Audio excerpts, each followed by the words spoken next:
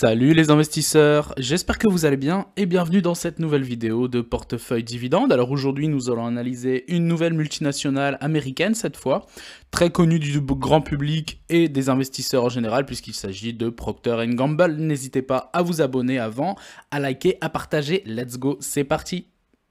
Donc au moment où je tourne la vidéo, le prix du cours de l'action de Procter & Gamble est de 148,95 $, donc quasiment 149 $. On passe directement à l'historique de l'entreprise. Alors Procter & Gamble est donc une multinationale américaine spécialisée dans les biens de consommation courante et donc elle est cotée à la bourse de New York, donc New York Stock Exchange. Le groupe contrôle des marques qui sont très connues, donc telles que Gillette Brown, les couches Pampers, les nettoyants Monsieur Propre, Ariel, Tide, des produits d'hygiène féminine, Always, de dentifrice, Oral-B, Crest et de shampoing. Et ça, c'est vraiment une infime partie des marques. Pantene, Head & Shoulders, pardon. Et donc, franchement, ça me donne le vertige. Procter & Gamble a été créé en 1837. C'est juste un truc de fou. Ça veut dire que la société est âgée de 186 ans. C'est juste énorme. Tout en étant toujours là, forcément. Et donc, on peut vraiment dire que cette entreprise a vécu les différents cracks boursiers, les différentes guerres, les différents épisodes économiques, entre guillemets, tragiques. Donc, elle a vécu beaucoup de choses négatives, elle est toujours présente. Et ça, c'est un signe qui est très fort. C'était également une société qui est plutôt discrète, et concernant les dernières dates qui pourraient nous intéresser, ici donc en avril 2018, Procter & Gamble annonce l'acquisition des activités de compléments alimentaires de Merck's KGaA pour 4,2 milliards $. Et en avril 2019, Unilever annonce l'acquisition des marques de Fluocaril et Parogancil à Procter & Gamble pour un montant qui n'a pas été dévoilé. Donc c'est vraiment les deux dernières dates où il y a eu finalement des acquisitions de la part de Procter & Gamble. Mais si on devait faire vraiment tout l'historique depuis, en remontant depuis les années 50, voire au début du siècle, je pense qu'il y a eu énormément de fusions et d'acquisitions de sociétés, de filières, de petites entreprises de la part de Procter & Gamble. Et donc en faisant mes petites recherches sur Procter & Gamble, j'ai vu ce premier schéma. Donc ici vous avez qui regroupe certaines marques, mais il y en a tellement des centaines et des centaines que c'est incroyable. Donc ici vous avez Dawn, Tide, comme dit précédemment, Bones, Cascade, Cheer, Gain. Après c'est beaucoup des marques que nous on ne connaît pas forcément, beaucoup plus établies sur le marché anglophone. Downy, Ivory, Joy, Monsieur Propre, Febreze, Swiffer, Puff, Bounty, Comet. Duracell Brown, on connaît également. Head & Shoulders, Natural Instinct. Oral-B, Crest, Scope. Pampers, Tampax, Old Spice, Gillette, Always, Secret. En termes de parfum, Lacoste, Boss. Donc ça c'est vraiment, ça représente quelques pourcentages de ce que possède finalement en termes de marque Procter & Gamble. Et je suis donc tombé sur un autre schéma qui, ici, Unbundling Procter & Gamble, donc c'est une sorte de démembrement de toutes les différentes marques. Et vous voyez ici, donc alors après celle-ci, concrètement, je ne les connais pas, je pense pas que vous les connaissiez non plus. Et voilà, donc Glossier, Skills, Mastic Clean, Walker & Company, Harris, Pangea Organic, Malin Goats, Lola, Things, Pet Flow, Go Naturals, Beauty Counters, Juice Beauty, Sensible Organics. Et voilà, donc voilà finalement, entre guillemets, si je puis dire, la répartition des différentes marques que possède Procter & Gamble. Et encore, j'ai envie de vous dire, je suis persuadé à 200% qu'il reste encore une centaine, voire plus, de marques qui ne sont pas référencées sur les deux schémas que nous venons de voir. Mais ça donne déjà un aperçu du potentiel juste monstrueux et de ce qu'a pu acquérir pendant plusieurs décennies, voire plus d'un siècle, un siècle et demi, l'entreprise Procter & Gamble. Donc ici, on passe directement sur TradingView. Et du coup, si vous voulez continuer à faire vos recherches, le ticker de l'entreprise, donc c'est tout simplement PG. Donc ici, on est sur le cours de bourse. Et donc, vous voyez finalement, chose très intéressante, c'est que Procter & Gamble est une multinationale qui est dans le secteur des biens de consommation de base. Donc en gros, comme dit précédemment, qu'il y ait des guerres, des crises économiques et tout plein d'autres choses finalement négatives, nous consommerons toujours en tant qu'être humain du dentifrice, des rasoirs, des produits de première nécessité. Et donc ça c'est un fait. Et donc vous voyez ici, donc depuis 1968, la croissance fulgurante et juste impressionnante du cours de bourse donc, de Procter & Gamble. C'est juste impressionnant. À part donc du tout début donc des années 68 à ici on va dire les années 88 où c'est entre guillemets le calme plat, mais à partir des années 90 on part sur une croissance à long terme je parle qui est totalement impressionnante.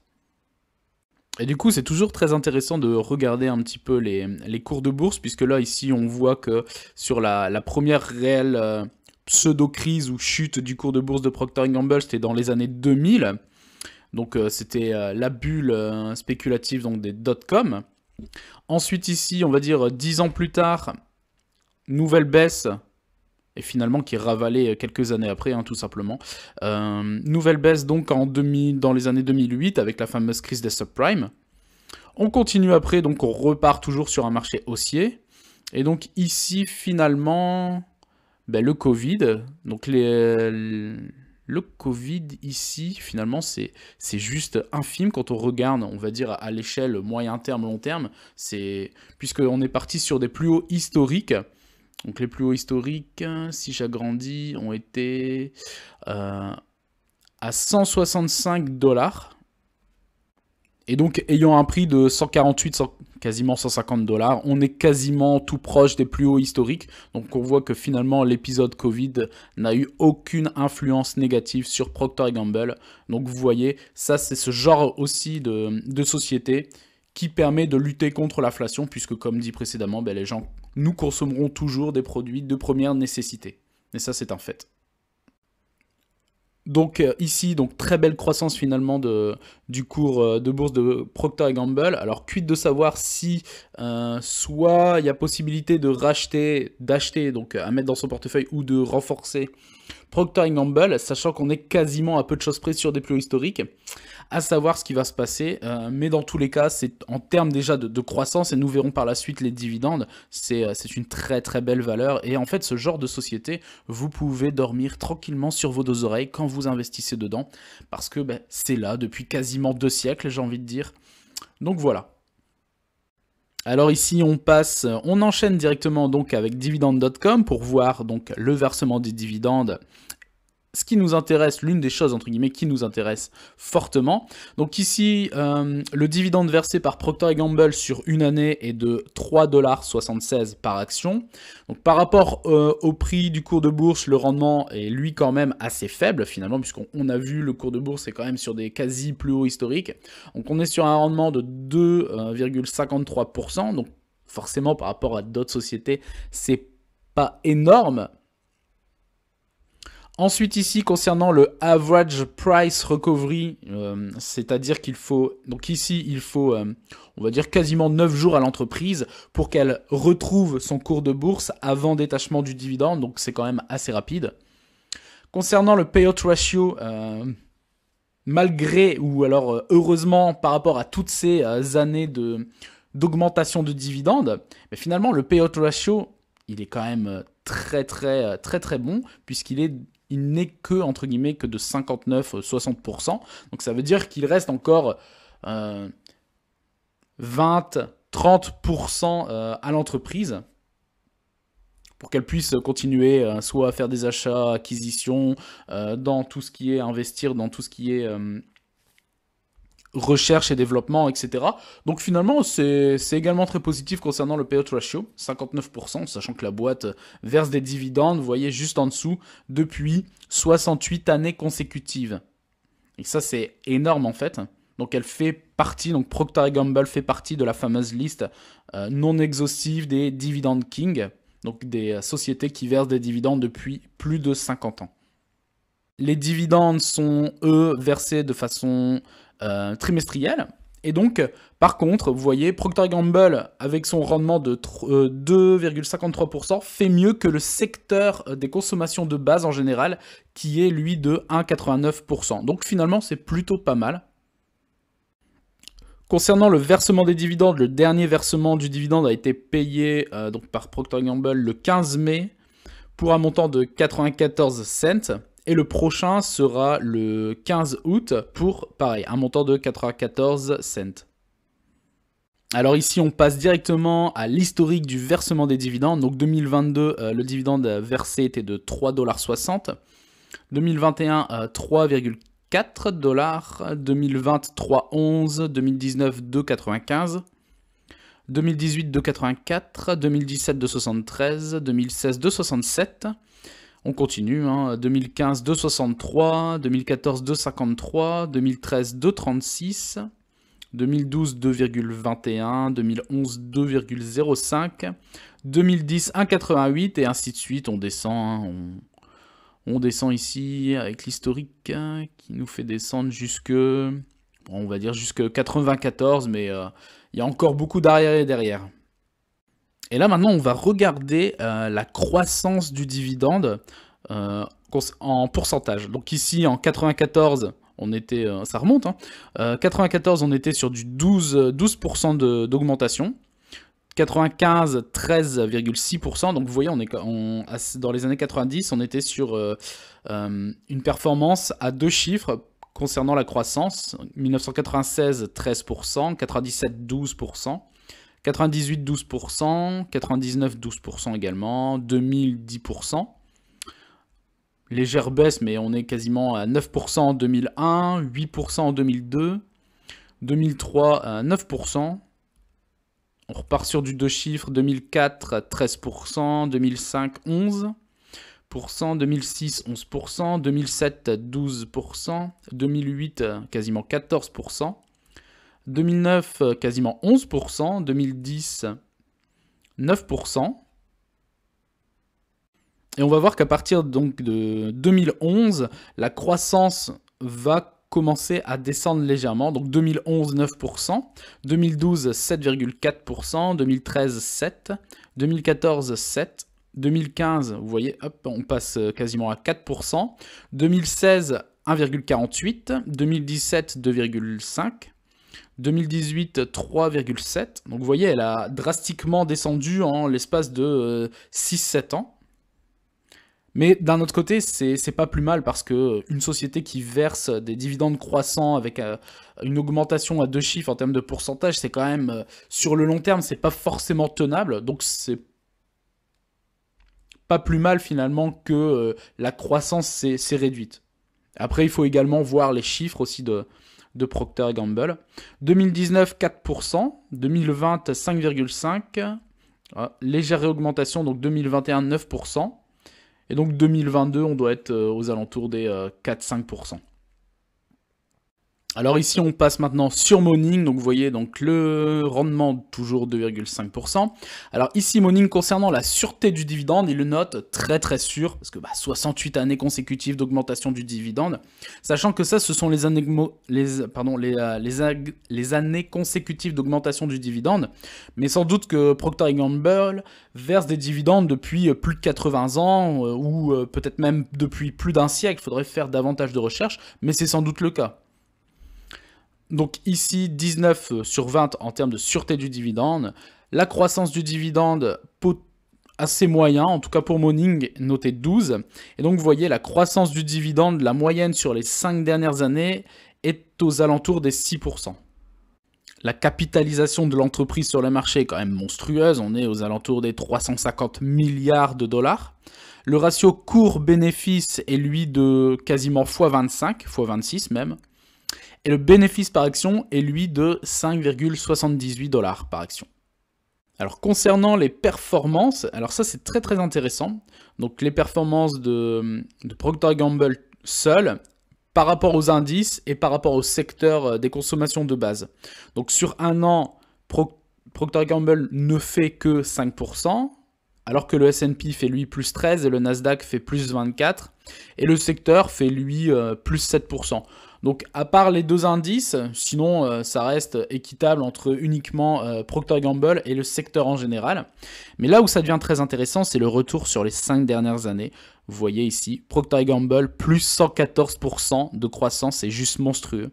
Donc ça confirme également, après voilà, on était également dans une phase de croissance, de marché haussier, mais vous voyez, c'est encore un indice supplémentaire qui valide le fait que investir sur le long terme, c'est vraiment la meilleure chose à faire. La patience et la récurrence de l'investissement. Donc ici, plus 114% sur les 5 dernières années, alors que le S&P 500 ne fait que finalement plus 57%, et le Nasdaq fait lui 106%. Et vous voyez, le secteur des consommations de base fait plus 61, donc quasiment 2 fois moins que Procter & Gamble.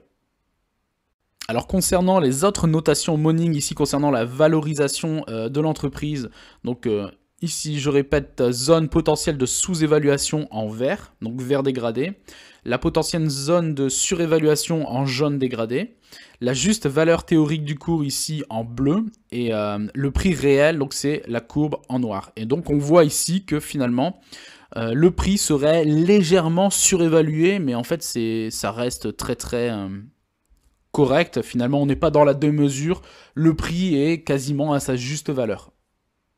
Et donc ici, l'historique des dividendes, mais via le graphique, et on voit la constance, la régularité du versement des dividendes. Et c'est également ce qui fait la force dans une stratégie d'investissement, donc avec stratégie de versement de dividendes. Et ça, c'est littéralement ce qu'on recherche, entre guillemets, ou ce que beaucoup d'investisseurs recherchent. Parce qu'en plus, il y a une certaine sérénité, c'est-à-dire que on sait que ce genre de boîte, c'est très solide, ce sont des sociétés qui sont très bien gérées, et donc il y a également une sécurité d'esprit, si vous voyez ce que je veux dire. Alors ici, on passe directement sur Yahoo Finance pour continuer à analyser l'entreprise. Donc ici, on va directement dans les éléments financiers. Et donc concernant les chiffres d'affaires et bénéfices, donc en 2019, l'entreprise a généré 67,6 milliards de dollars de chiffre d'affaires pour un bénéfice de quasiment 4 milliards.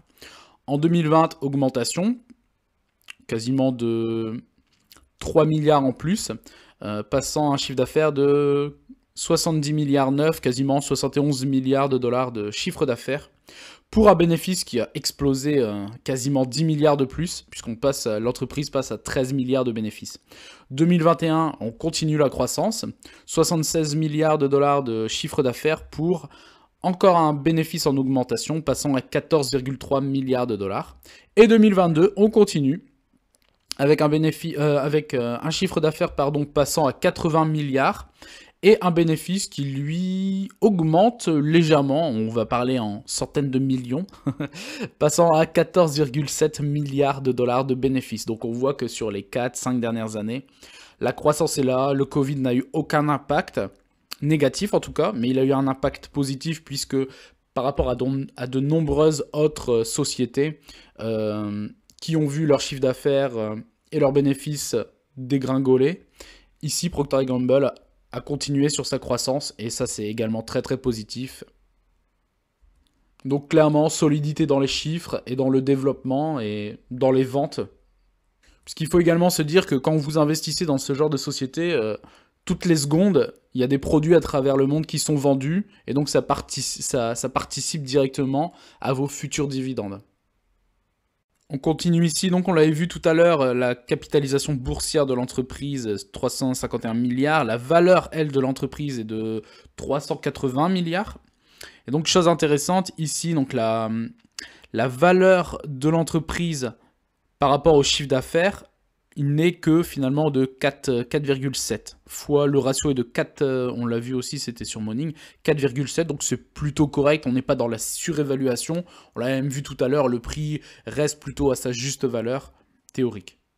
Donc concernant la rentabilité, ici la marge bénéficiaire, c'est plutôt intéressant parce que même si ce sont des produits, il y a beaucoup d'intermédiaires, beaucoup de changes, etc. La marge bénéficiaire est-elle de 17,7% et la marge d'exploitation sur les 12 derniers mois est-elle de 22,86%. On continue ici avec le compte de résultat, donc la croissance trimestrielle du chiffre d'affaires sur les 12 derniers mois. Vous voyez, encore en augmentation, aux alentours des 3,5%. Le bénéfice brut établi, lui, sur les 12 derniers mois, est à 38,2 milliards de dollars. Et le bénéfice net, donc après toutes les charges, pareil, donc sur les 12 derniers mois, passe, lui, à 14 milliards de dollars donc, de bénéfice net. Donc ça, avec les bénéfices nets, l'entreprise va verser des dividendes, faire de la recherche et développement, peut-être des fusions-acquisitions, de nouvelles sociétés, de nouvelles marques, etc. Donc c'est également très positif. Et donc la croissance trimestrielle des bénéfices, qui est toujours pareil, établie sur les 12 derniers mois, est-elle de 1,30%, donc toujours en augmentation. Donc concernant par contre les news, j'ai pas trouvé grand chose, c'était des news qui dataient plutôt de quelques mois en arrière, bon, après rien de très intéressant. Genre d'entreprise finalement ne fait pas parler énormément d'elles, ils sont là, ils vendent leurs produits, ce sont des mastodontes. Donc pour résumer, 68 années consécutives d'augmentation du dividende et sans doute quasiment un siècle de versement des dividendes en continu. Donc ça déjà c'est très positif pour les investisseurs, ce sont des signaux forts. Très grosse multinationale, quasiment première dans son secteur. On a vu également que le chiffre d'affaires depuis ces 4-5 dernières années, même avec le Covid, il a continué à croître, les bénéfices ont également continué à croître et de façon impressionnante, les bénéfices. C'est une société donc de top qualité. On a vu également le cours de bourse avec une croissance quand même phénoménale sur les 20 dernières années. C'est une entreprise dans laquelle si vous investissez dedans, vous pouvez dormir sereinement sur vos deux oreilles sans vous triturer le cerveau à voir ce qui peut se passer, etc. C'est vraiment des sociétés... comme dit, de bons pères de famille à avoir dans son portefeuille. Tout n'est quasiment que positif. Juste peut-être le prix actuel, on est quasiment sur des plus hauts historiques, mais on a vu que finalement le prix n'était pas non plus dans une surévaluation, donc pourquoi pas avoir. Mais voilà, j'espère que cette vidéo vous aura plu, n'hésitez pas à vous abonner, ça motive, à liker, à partager, et je vous dis à très bientôt pour une prochaine vidéo, ciao!